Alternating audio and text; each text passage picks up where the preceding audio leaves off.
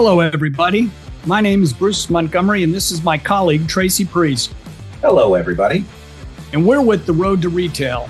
On our podcast, Tracy and I hope to offer tips, insights, ideas, and examples for how small, emerging, and challenger CPG, consumer packaged goods, brands can build their business. Everything from determining if you're ready to grow, where to start, how to prove it online, how to go about securing distribution at a national retailer, driving your business with the end consumer, and how to go about finding an investor if that's important to you. The bottom line is, we would love to help you be successful by highlighting the many important factors that go into establishing and growing your brand. Bruce and I have been working in CPG commercial operations for over 30 years, working on brands of all sizes. By commercial operations, we mean sales, marketing, trade marketing, new product development, broker and distributor management, new product development, brand M&A, and financing. As a part of our show, we bring our guests that are brand founders and leaders, agencies, Amazon specialists, sales agents, contract manufacturers, retailers, and investors to discuss their experiences and share their insights with the audience. To keep up with the show, please subscribe to the Road to Retail podcast on Apple Podcasts, Spotify, or YouTube. Leave us a review and consider sharing the show with a friend or colleague that may benefit from the content. You can also check out our website to learn more at www.road2retail.com and follow The Road to Retail on LinkedIn. We would love to have you along for the ride. Welcome, everybody, to a special episode today of The Road to Retail. Today, it's just Bruce and I, and we're going to be talking about a re-emerging brand. So this is going to be a little different today, audience, but I think you're really going to like it. Actually, you're going to love it. And Bruce is going to give a little bit of insight into his most beloved Knicks. And I'm not going to say any more. I'm just going to turn it over to my friend Bruce. Bruce, take it away, brother.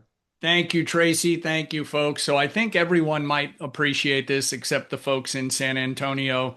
And after a 53-year wait, I am not going to apologize. So generally here on The Road to Retail, we talk about emerging brands and the things brands need to do to get right. You know, provide a benefit, solve a problem.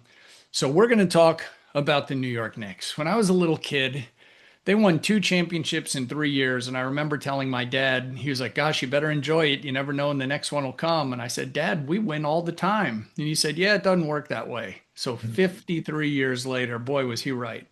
So just for a frame of reference here, the New York Knicks won their very first game against the mighty Toronto Huskies on November 1st of 1946. They won their most recent game on June 13th, 2026 against the San Antonio Spurs, who were heavily favored, and they have gotten the bugaboo off their back. So we're going to talk a little bit about the illogical power of brands, and in this instance, our favorite teams. So teams are more than just a brand to their fans. Like me, we're all illogically committed and loyal to our favorite teams. When you think about people that are intensely committed and loyal, the list is pretty short. The things in your life, your family, your friends, you know, some people, your hometown, your favorite teams, and sometimes the company you work for. But I would argue a lot of that comes back to the people you work with and how the company performs and treats its customers. But when we go back to your teams, how many times has your team let you down and you're like, man, I'm out. I'm done with these guys. I just get my heart broken. It's Lucy and the football. But like Michael Corleone in The Godfather Part 3, every time I try to get out, they pull me back in. And the Knicks always pull. I see John Stark's shot getting blocked by Hakeem Olajuwon. I see Michael Jordan just dominating for the peak of the Patrick Ewing years. And it was odd and sad. Guys like Bernard King, incredible player. Michael Ray Richardson, these guys just didn't have enough help. David Lee, Amari Stoudemire, Carmelo Anthony. But we're going to get into these. So let's go back to a brand a bit, and I'll at least fake like I'm trying to tie this into branding. So the components of a brand is the identity, logos, colors. So you walk around any town and you'll see Knicks stuff or Chicago Cubs things or Oakland Raider, oops, LA Raiders, sorry, Oakland. And you'll see that people are just committed to their teams. And it goes down to the colleges as well. You'll see Florida State stuff, Alabama stuff, Texas, etc. And then the reputation. How does the public perceive or value their company? When you get back to teams, I mean, the identity of cities sometimes is wrapped around the teams of that city. Go to Philadelphia and try to Right. talk about anything but the Eagles. Good luck. And if you do, I hope you have a good dentist. And then there's the promise. What's the experience that a business, or in this case, a team, guarantees its customers? And boy, did the Knicks have a 53-year drought. They constantly were chasing the shiny thing. We were going for the quick fix. We're acquiring the person that is, a little bit past their prime instead of building something. So you'll see it in the brand world where a company goes out and buys a brand and then it might not be a great fit. Or they bring in a new leader of a unit or a company that just doesn't get the guts of the company, and that ends up crashing and burning because they don't understand what Starbucks, Nike, McDonald's, fill in the blank, what it really means. They try to force a change. So what the Knicks do? They got tired of chasing shiny things. Management started building a team versus collecting players. Lots of great players had gone through the team. I just named a bunch of them, but the success just didn't follow. And it's certainly not because these people weren't working hard or talented. So ownership went out, the Dolan family, and they hired Leon Rose and William Wesley in March of 2020. And then they stepped back. Now, maybe they were consumed building the Sphere in Las Vegas, which is pretty cool too.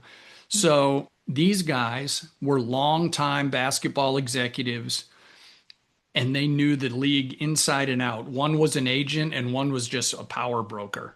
And then the management and ownership largely stepped back. And these guys started building a team versus collecting players. I'd say it all started by hiring Tom Thibodeau, the coach that they actually fired last year, and bringing in a player named Julius Randle.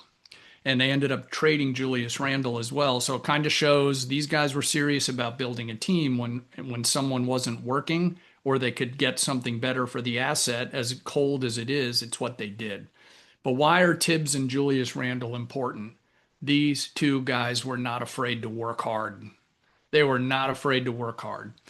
Julius Randle wasn't out at the clubs and getting in trouble. He was working hard. And I've heard him interviewed a bunch of times, a super good guy. And Tibbs, known in circles as just a maniac, attention to detail, defensive minded, no BS coach. Now, his downside was he ran his starters into the ground, didn't really develop a bench, but he expected to win. And if it was beating the crap out of the worst team in the league in February, he was going to do it because a win is a win. He treated every game like the end of the world. And back then, that's what the Knicks needed. Maybe you need to take a night off now and then, but not when Tibbs was the boss. Every game was the end of the Yeah. world. So they started to collect and build a team. And of all the moves they made, probably the most important was bringing in a too short, too slow point guard named Jalen Brunson from the Dallas Mavericks. So they bring him in. He was actually drafted the same year as Luka Doncic, who's one of the best players on the planet. But look who's holding the championship trophy. It's Jalen Brunson. And what's interesting about this dude, for those of you that don't track him, he's only about 6'1", and that might be generous, but two-time player of the year in the state of Illinois, Illinois state champion, goes to Villanova, wins two national championships, and now he is the king of New York, possibly having just dethroned Derek Jeter as the most popular athlete in the city. And the story goes that Jay Wright, his coach at Villanova, when Brunson kept falling down the draft board, he started calling people in the NBA that he knew. And he's like, what the hell are you doing? Brunson's still on the board. And they said, look, he's too short, he's too slow, he's too this. And, allegedly Jay Wright said, well, do you want to win? And here we are again.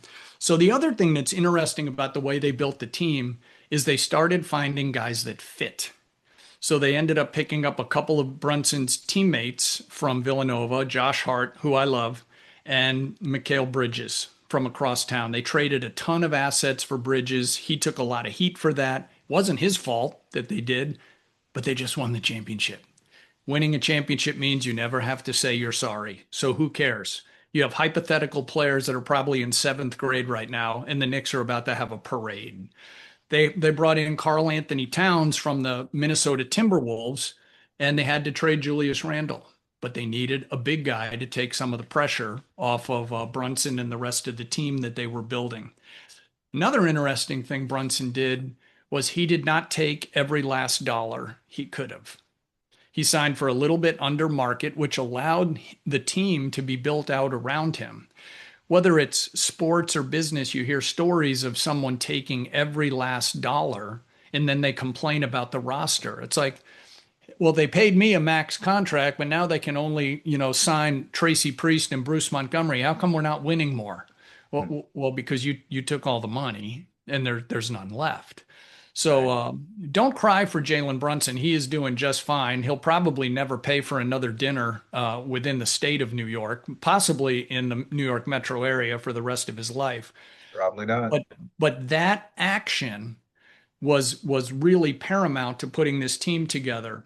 I also thought there's a quote, I think it's Phil Jackson from when he coached the Lakers and the Bulls, that he said, coaching is a whole lot easier when your best player is your hardest worker.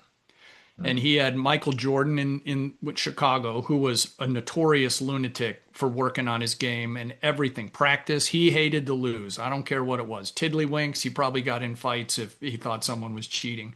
And then you get out to the Lakers, Kobe was an unbelievable worker, just always trying to add to their games.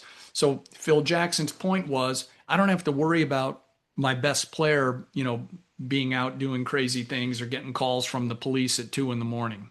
These guys are there to work. All the guys on the team of the Knicks could very likely put up better individual numbers, score more points, get more rebounds, this, that, maybe make more money. But would they have won? Probably not. And even though Brunson carried a lot of the load, every single game, someone else did something. Josh Hart with a steal, OG Anunoby with that unbelievable tip in game 4. And he got that tip in because he just went for it like a man possessed, that if this shot misses, no one's getting it but me. But if you look at the replay, if he missed it, Karl Anthony Towns might have gotten it himself, but he didn't.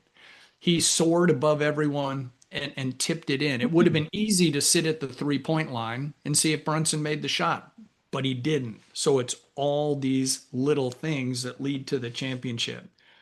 And then I had the privilege, as did Tracy, of seeing ex-Navy SEAL Jocko Willig talk about leadership a week or so ago. And he said the number one trait in good leaders is humility, whether it's in the SEAL world, the business world, or on a sports team. Ladies and gentlemen, I give you Exhibit A of Jalen Brunson. Every time people stuck the microphone in his face after he had just had another unbelievable game, he talked about the team. He talked about his teammates. He talked about, the preparation of the coaching staff. He was never me, I did this, aren't I great? It was just all about the team. So while it took 53 years for the Knicks to restore their brand to championship level basketball, I think it boils down to some of the things everyone out there trying to build brands need. First off, you need that good idea, and they're blessed by having a team since 1946 that a city like New York and the surrounding area just loves basketball. You have to have a little patience.